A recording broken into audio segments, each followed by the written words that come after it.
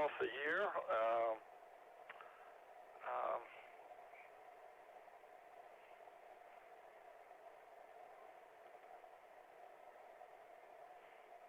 Can't find TSK back to that.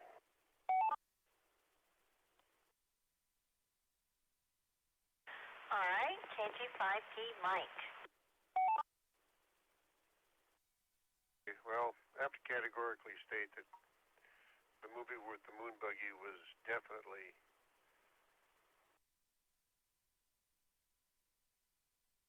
a space shuttle or something like that, and it had Lurch in it, or one of those guys. No, the movie had the buggy was Diamonds Are Forever. Absolutely. I wouldn't go to court over very many things, but I would go to court over that.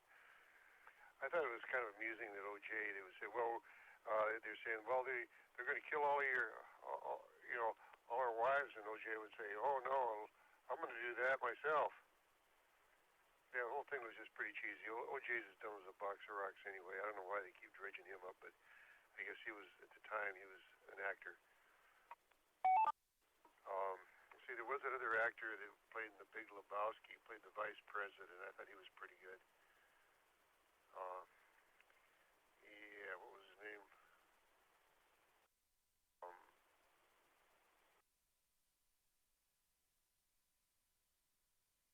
Huddleston, I guess. David Huddleston. He played his typical role. I wasn't too impressed at all with Elliot Gould, who's usually a pretty good actor. I've seen him in some really good stuff.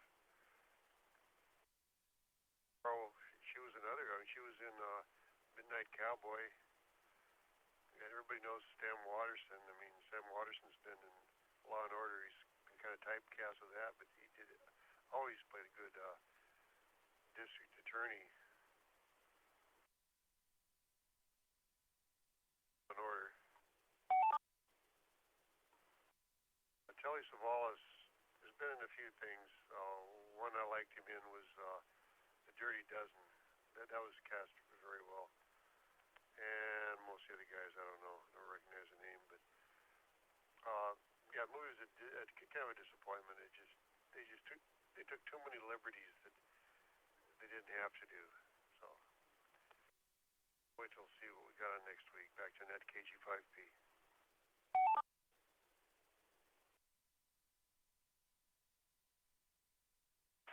Okay, WT9V Michael, you are up.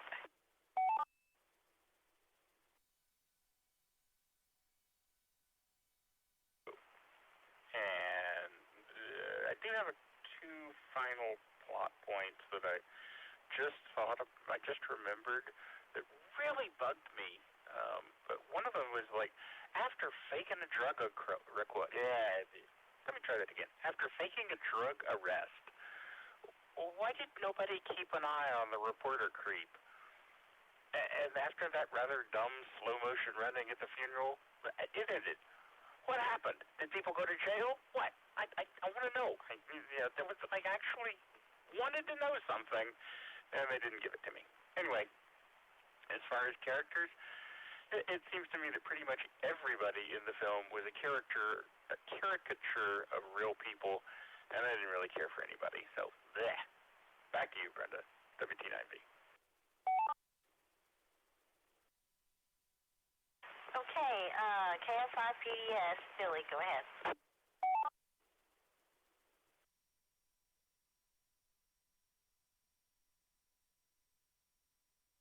Oh, let me think here. I wish they'd done a little more with Sam Waterston's character. I really like him instead of him just being there for the constant comic relief.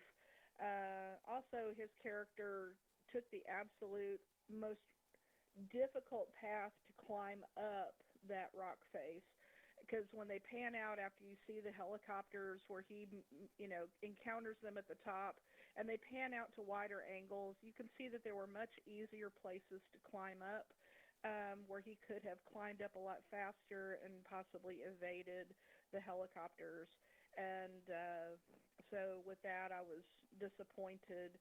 And I'm with others that mentioned the whole snake scene. I really didn't need to see that. It's like, yes, we know that they're having to survive out there for a while, but yeah, I really could have done without that scene. Scorpion thing, yeah, I'm not. It was to me unnecessary, but I guess they're trying to show that they were really out there for a while and having to, at least get some food and water in them. But yeah, and I think they were mandated to put O.J. Simpson into the film, and I was reading a little bit about that, but I wasn't entirely sure why. They were Peter Hyams was ordered to cast O.J. Simpson, but he was at the time an actor and had the commercials on television. I think with Hertz, Rent a Car were running through the airport, so he was a name before his obvious turn, bad turn in the '80s with with all of his case murder trial and everything. But in the '70s, he was a name and an actor on television. So I guess someone from the day. But and James Brolin, I always liked seeing him, especially when he was younger. I just always marvel when I saw him in Westworld, especially how much Christian Bale looks like James Brolin, especially when he's young. I can just see the striking resemblance between those two actors. But I don't know, I like the Brubaker character. He's just the strong, guy with fortitude, looking out for his family and everything. But yeah, Hal Holbrook's character, boy, yeah, that was, I heard someone else say he was very cold-blooded. It's like, yeah, you're my best friend. We've been through all this, but I'll kill you and your entire family if I have to. I do agree with Tom that they could have done those scenes a lot better. And just, instead of just him turning on them, like flipping a light switch was, to me a little unbelievable. They could have done that with more nuance that would have made it seem more sinister rather than just kind of a cold-hearted predictability. Other than that, I really can't think of any. Elliot Gould and Karen Black, the two reporters, I thought that dialogue was incredibly stilted and dumb. I just didn't like it. It's like, yeah, I get that they're trying to be witty and all that, but I think those two, very good actors fell prey to some bad writing there. I just, though it's supposed to be like a witty repartee between the two of them, back and forth trading barbs, but to me it just sounded kind of flat and contrived and stilted, so it, to me, was not enjoyable. I did like seeing the cool cars.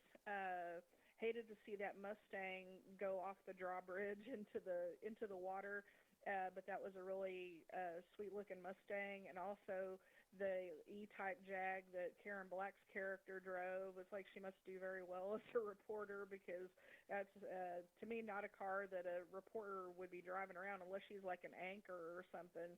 But I was just like, wow, I was stunned by that vehicle. So aside from like the old 70s, like Monte Carlos and Cordovas, that style of vehicle, and Rivieras and things, seeing the Jag and the Mustang in there was really a nice surprise. So it's cool to see that they used some cool cars. And I know the car chase scene, I think I read somewhere they used that for stock footage in other films, so it was pretty daring. And the flying was some of the most dangerous dogfight flying I've ever seen in a movie. And I know someone commented earlier about the helicopters, why did they turn to look at each other to fly? It's like, yeah, that seemed kind of irrelevant, and why didn't they just radio each other? But they may have just been trying to pull off a really cool aerial stunt, and having the rotors that close together made me very nervous. So the flying was very impressively dangerous. So anyway, and Telly Savalas' character, I liked his character. What little he was in the film, it was a good quality character, the gruff, curmudgeonly crop duster who saves the day. We've seen that like in Independence Day when you had Russell Case, who was like the crop duster who saved the day. So you have the character that just kind of is in the wings, and then all of a sudden it becomes a very key character in the instrumental carrying off of the film. So I hope he got half of his reward as he demanded. So anyway, this is KFI PDS, back to net.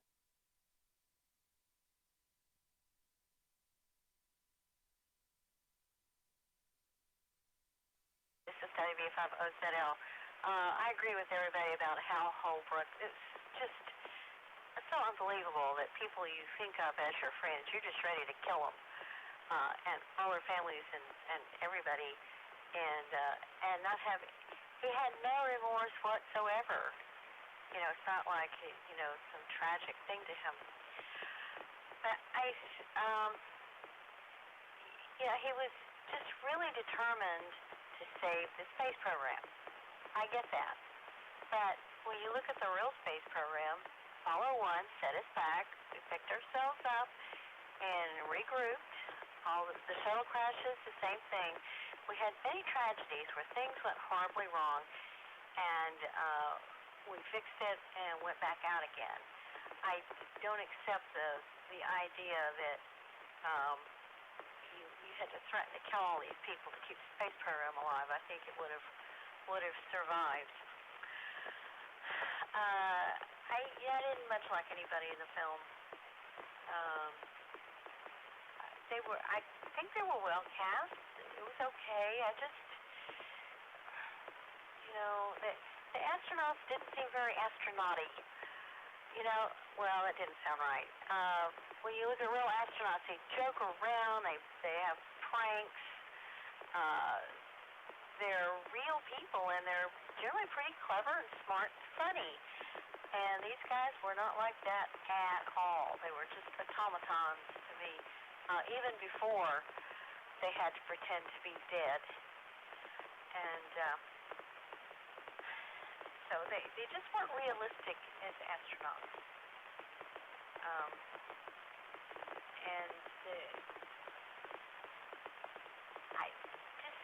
It just didn't really seem like a real space program, the way the people acted.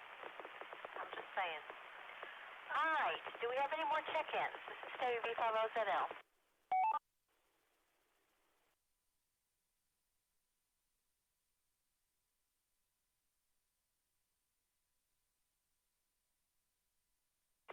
Okay, now we're going to talk about special effects. We'll start with N5BB Bill. Go ahead. Okay, Brenda, this is N5BB. First, I got to make comments about what just commented on. And I got to correct something you said about the cars. That was a Datsun 280Z. It was a 1977 Datsun red 280Z. That was the car that she loaned. Karen Black's character loaned to Elliot Gould's character. There is a page off of the IMD. It's an imcdb.org, and there's a page that's got the Internet Movie Cars database, IMCDB, and you can see for Capricorn 1 all the cars that were used. They got all of them. For instance, the government guys. Remember those blue cars, kind of boxy? Those are 1974 AMC Matadors. If you're old like me, you remember that old AMC Matador. And it talks about all the cars that were in there, including there was a Ford Pinto in there, but the 65 Ford Mustang is what went off into the water. And of course, the 280Z was the red car. Now, mentioning the car brought this up also.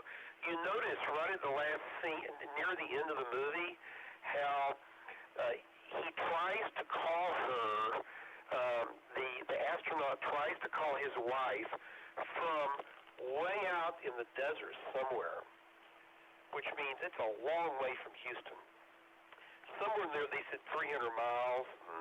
I know, it had to be more than 300 miles. But that wasn't even filmed in Texas, I'm sure. I think it was filmed in California, or maybe Nevada. But anyway, or White Sands Missile Range, maybe.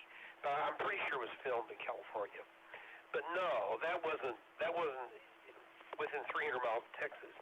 And he called her on the phone when she had already left for the memorial service.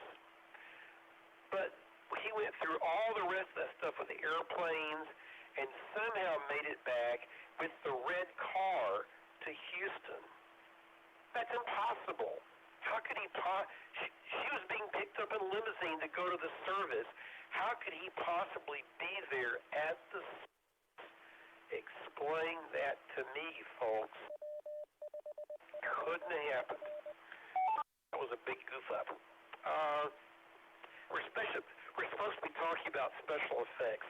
That would be a special effect that Dobson 280Z driving at 1,000 miles an hour or faster to get back to Houston. Okay, other special effects. I thought the scenes about them getting in the spacecraft and everything were realistic because, of course, they were using NASA trainers and things. So all that was perfect, and that was fine. The stage where they were filming it, they didn't actually show us very much of that. They showed us a little of it, but it wasn't a big deal in the movie. And I didn't think the actual scenes that were filmed there that they showed were all that realistic, like playing like they were on Mars. I guess they were okay, but they weren't super good. Didn't seem too live to me. As far as other special effects, as I said earlier, I hated the helicopter stuff. So I think that was wasted money. I just don't like that stuff. It's so unrealistic. Them taking the crop duster plane and flying up and down, I didn't understand the reason for that. I know they do it in these chase movies, but it's stupid.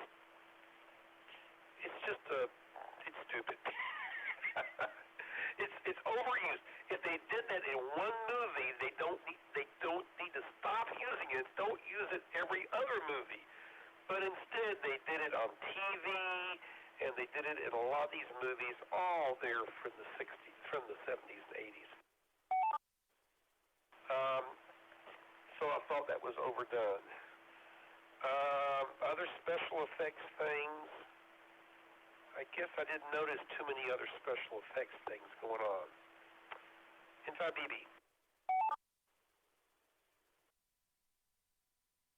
Okay, N5 HYP. Tom, go ahead. This is N5HYP. I think I fell asleep during the characterization section, so I'm back for the special effects. I did like I think the best part of the movie was the plane helicopter chase scene, and several of the IMDb comments about it were that it was one of the most dangerous chase scenes ever filmed, or at least filmed at that point. Because it was all real with stunt pilots and not fake CGI like you ended up with later on in life. Back to characterizations. One of the things that bothered me was, OJ and the other astronaut before they died, they got so dramatic right before they died.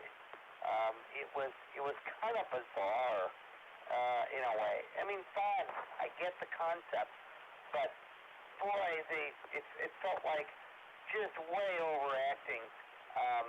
It was to try to convey the point that they were desperate before they were caught.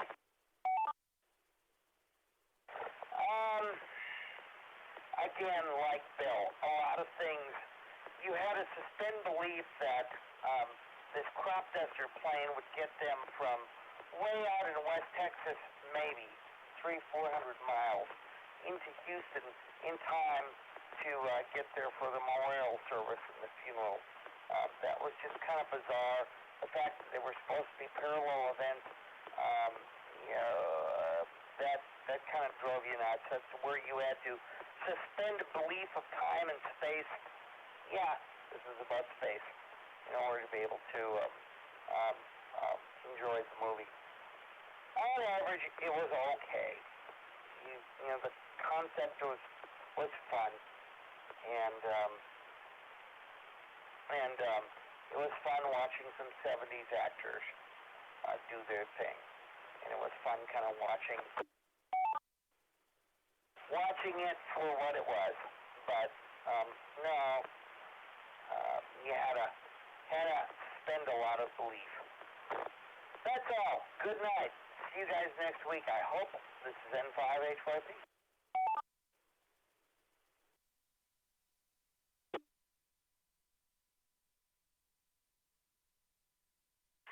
Okay, let's see. N5SQA. Ron, go ahead.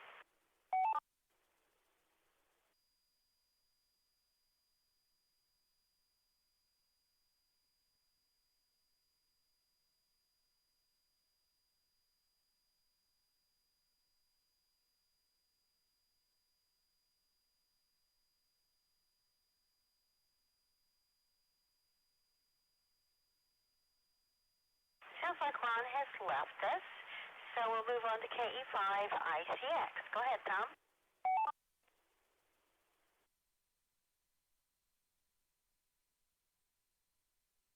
Thank you, Brenda. KE5ICX. Well, you know, it's about time. It's about space. I think the line was when I was a kid. It's about time to slap your face.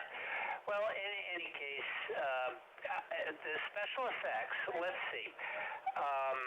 Yeah, I think NASA had something to do with it because the command module, when you looked inside, and they seem to recall I see one an awful lot. The inside console was perfect. It was a Block 2. If you're going to the moon, it's great. Going to Mars, not so much. The new door, it wasn't even new then, really, when you think about it, but the Block 2 door was on there with everything as it should be. It's definitely NASA issue stuff. This movie lacking the fidelity that it does when it comes to the kind of the nuts and bolts part of it. The nuts and bolts parts that were good were the ones where you had NASA stuff. I do remember the Starlog thing where they had taken and used some props along the way. Ironically, I'm surprised NASA didn't say, nope, we're not going to do that, because it sounds like NASA does conspiracy theory stuff. But I think at the time they were so desperate for attention, any sort of attention, that even this film actually worked out for them.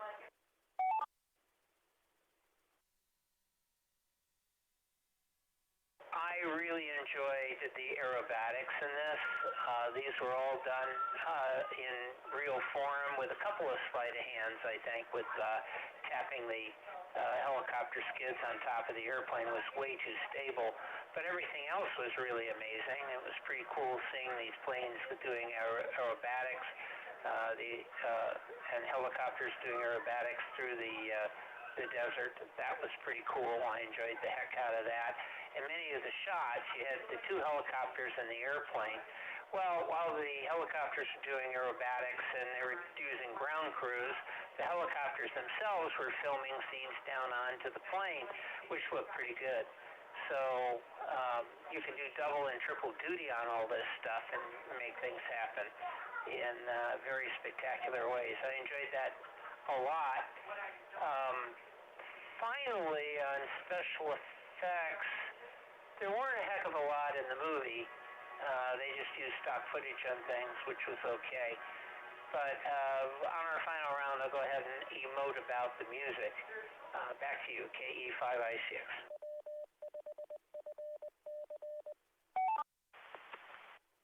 W5EBB, David. Well, folks, Mike, yes, you're absolutely correct. That was Diamonds Are Forever, way back in 1971. And it's a pretty funny scene. You can find it on YouTube. Just put in search term for Diamonds Are Forever, Moon Buggy Escape. And that particular moon buggy has a top speed that's pretty impressive. And one other thing that's kind of interesting is the company that it escapes from is Tektronix. Now, the technical issue about the helicopters, why they pointed each other like they did, I presume that's for like a narrow beam, very short range, maybe laser communication or some kind of very short beam, short range communication peer-to-peer between the two helicopters. Now there's the interesting scene after the landing on Mars. As the astronaut steps down the ladder and then hops down to the surface, the video control director commands a brief slow-mo during that time to simulate the lower acceleration due to Mars' gravity. Of course, only the keen observer would notice a decreased frame rate for that segment of the video, and that slow-mo was actually too slow versus what it should have been to simulate Mars' gravity of 3.7 meters per second squared. The free vertical drop off the ladder from a height of what looked to be about 1 meter was slow mode, so that it took about 2 seconds for the astronaut to land on the surface, when it should have taken about 7/10 of a second. If you want to simulate moon gravity in a home video, record a video at normal speed and then play it back with a frame rate of 41% while re-recording it at that slower speed. For Mars, it would be 61%. How do you get these numbers? No, it's simple.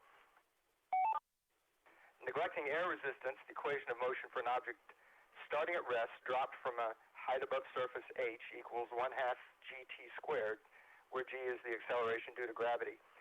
Solve for time and you get t equals the square root of the quantity 2h over g. For the Earth to moon time ratio, write two of these equations, one with gravity on the Earth and the other with gravity on the moon. Divide them, the 2h factors out, leaving the Earth-Moon time ratio equal to the square root of the Moon to Earth gravitational ratio. So the ratio of time on Earth to time on Moon for an object to drop of a given height is the square root of 1.625, which is the Moon's gravity, divided by 9.81, which is Earth gravity, which is 0.41.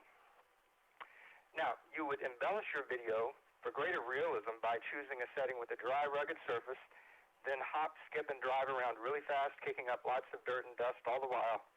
And don't forget your helmet, and don't forget to consider additional aspects of physical mechanics such as Hooke's law, friction, momentum, and impulse. W5EBB. Okay, let's see. KF5TSK, Pearl.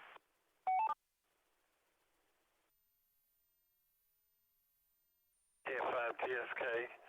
Well, I was looking at the scene where the helicopter was going down on the wings of the crop duster, and I kept looking at it. It's like it probably did it 2 or 3 times, and it didn't. The crop duster seemed to be very brightly painted at the point where on the wing, and I was like, gee, that doesn't look right.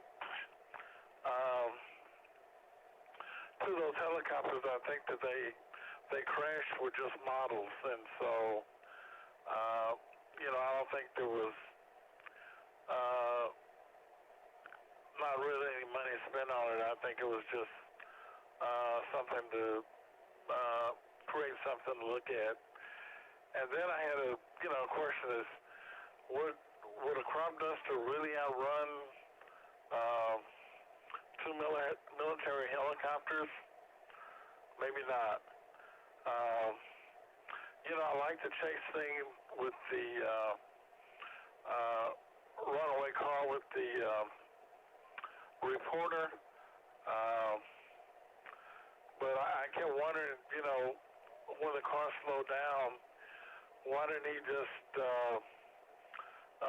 run into something and just, stop the car instead of, there was a lot of things to go through, going through red lights and, you're missing buses and trucks and a lot of bad things can happen. KF5TSK back to net.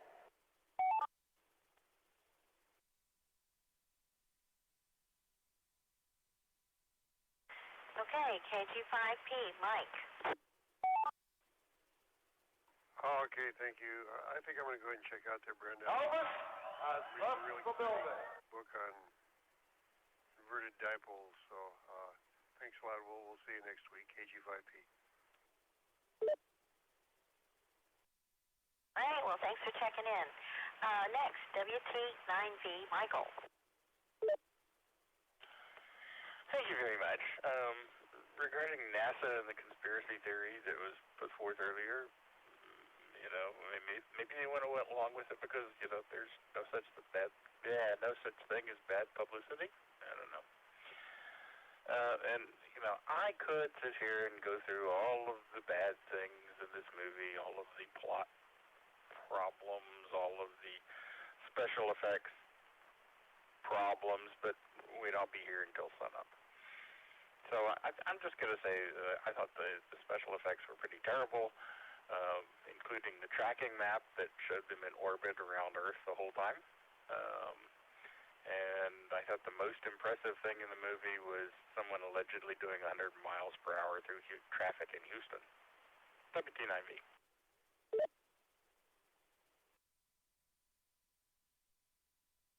Yeah, having lived in Houston, I concur. Actually, that scene was shot in, I looked it up, in Long Beach. That's why they had wide open roads, I guess. Okay, KF5PDS, Billy, go ahead.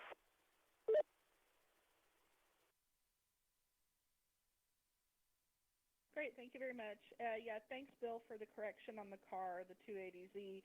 I was when I was watching the film, I was making notes about the car. So I got 65 Mustang just from sight, looking at it. But then when I saw her car, I thought 68 E-Type Jag, and looking at the 280Z and the E-Type is a lot more streamlined, and but they both have the long front body, the long front hood, and the cabin of the car is towards the back end. So they do look similar, but the 280Z does stand out more, a little more, got some different lines to it than the Jag. So I appreciate the correction, and also learning about the IMCDB. I'd never heard of that, that there was an Internet Movie Car database. So that's good to know, because I always like watching films and making note of things like vehicles, especially if there's an unusual vehicle that you don't normally see in movies. I like to look them up to find out what they are. So it's cool to know that they've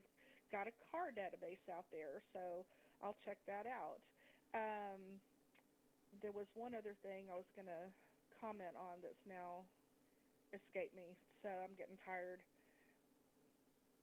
trying to see if I can think of it. It's not coming. So I will return it to you. I think I've already made comments about all the aerobatics and aircraft that I was going to comment on. So if I think of it, I'll shout out in the final round. If not, let me return it to you. This is KF5PDS. Back to net.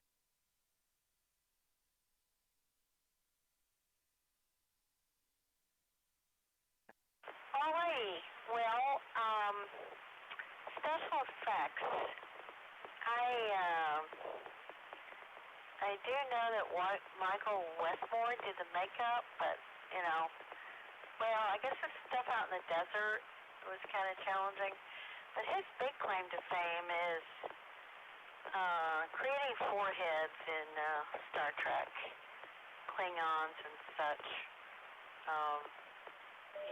It was a Westmore head. It's kind of a joke. It's a Westmore head. Westmore forehead.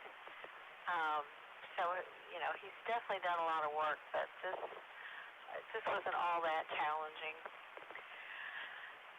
Okay, any more check-ins?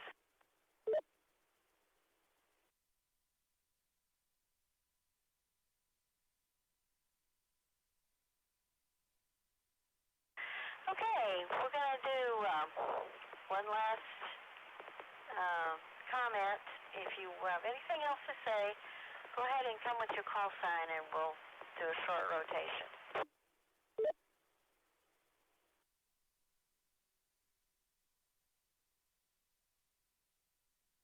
AE5ICX.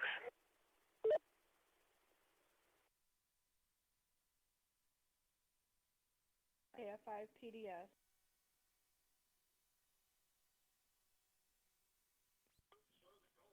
KG5PMN.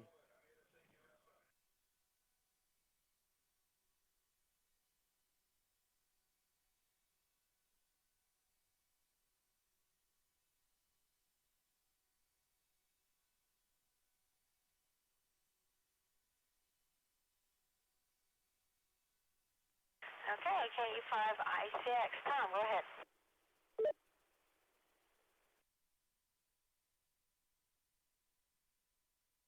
All right, thank you, Miss Brenda, and thank you for doing the net this evening. This is KE5ICX. I had one comment, and that involves, of course, the music. Jerry Goldsmith is probably my favorite composer of all time. When it comes to movie music, although that's pretty tough to say when there's so many different ones. I think he delivered a wonderful score on this movie, even though the movie doesn't always live up to snuff, and this one didn't, although I'd watch it again. It was okay, but the music actually elevates this movie higher than it probably deserves, and as such, I really enjoyed it. Another thing is, I think that Goldsmith really liked the score because it has appeared on anthology, on compilation soundtrack recordings, both on his own that he did and then others that have since appeared in other what do I want to call it, in other fields, in other recordings that have been done. So typically on a science fiction thing, you'll get his Star Trek the Motion Picture, and then this one, believe it or not, Capricorn 1, shows up very closely in those same records, recordings. So that's all I was going to say. And then afterwards, I'll tell you what our next movie is. This is KE5ICX.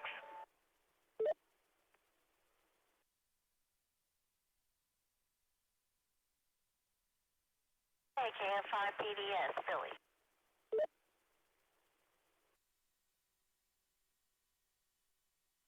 Yeah, I'm with you, Tom, on that. I love Jerry Goldsmith. He does such wonderful scores. To me, he's like right up there with John Williams, just very memorable music. And I was reading somewhere that if you listen to his score for Star Trek Insurrection, about at the 3-minute 50 mark, 3-minute 55 mark, you can hear the Capricorn 1 theme. So I'm going to go back and watch that film and see if I can catch that. So I thought that was really interesting that he would take part of a previous motif and bury it in another score. I think that's really kind of a fun little Easter egg. And I did remember my remark I was going to make about a car.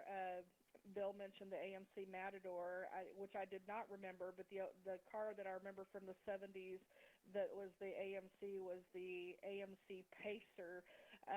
So just wanted to throw that out there. So anyway, this is KF5PDS, back to net. Looking forward to hearing what we're going to do next week.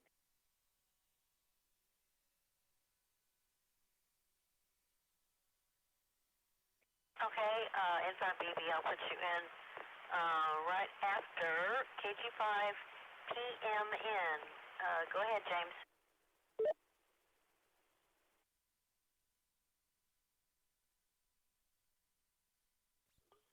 This is KG5PM, I'm just going to make a comment. It sounds like there's probably a reoccurring theme throughout a lot of the movies.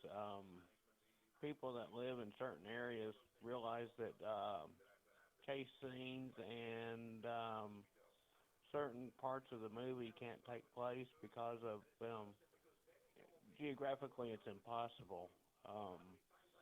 Watching Walker, Texas Ranger, the Chuck Norris will be in the Tarrant County Courthouse, and then 5 minutes later he's over rescuing somebody over in Dallas from a bad guy. It's just physically impossible to get from place to place that fast.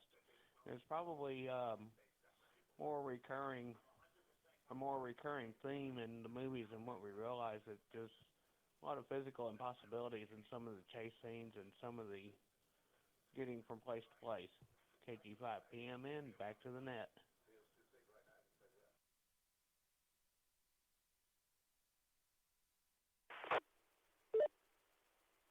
Yes, Tom, the name you were looking for earlier, searching your memory and couldn't come up with, for Elliot Gould's boss was David Doyle, who is in many, many films and TV things. It's probably best well known for Charlie's Angels in 5BB. All right. Do we have any more check-ins? Please come down.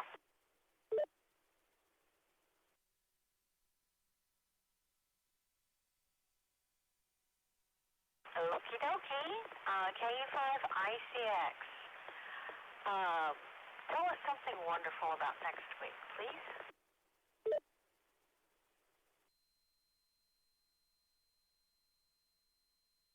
All right.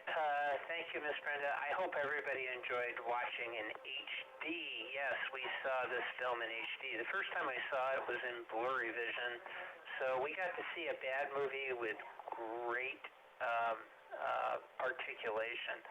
So next week will be The Island of Dr. Moreau. It is available over on Vudu. I'll post the links and all of that. With Marlon Brando, Val Kilmer, and a few other people whose names I cannot pronounce. So that'll be next week.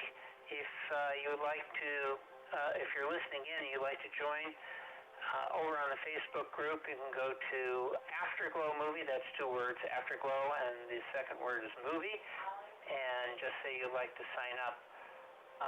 Let's see. What else was that? Oh, jeez. Oh, you can send an email to me, ke5icx@yahoo.com, and say you would like to join that way if you're not on Facebook.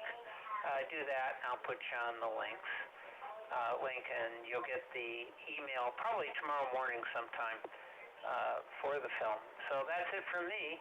This is KE5ICX, back to net control.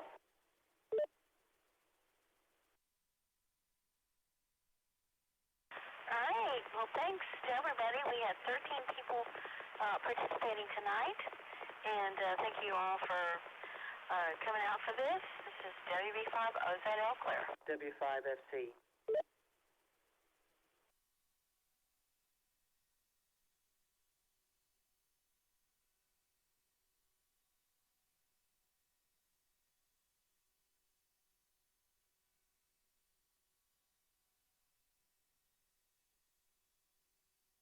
EBB.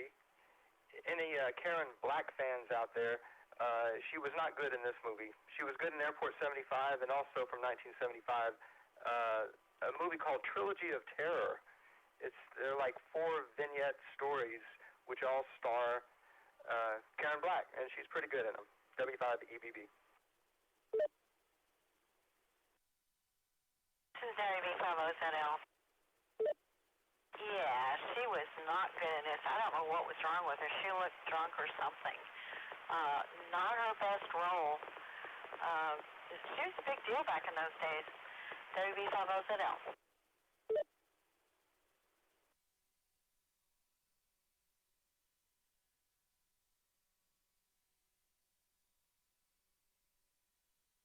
I agree, and she can fly a 747 like the best of them. That's actually one of my favorite old, movies of that genre was Airport 75. All right, I'm clear. W5EBB. Yeah, we need some more of those old airport and airplane movies again. It's been a long time.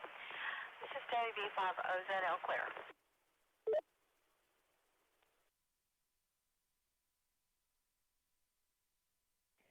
Yeah, I agree.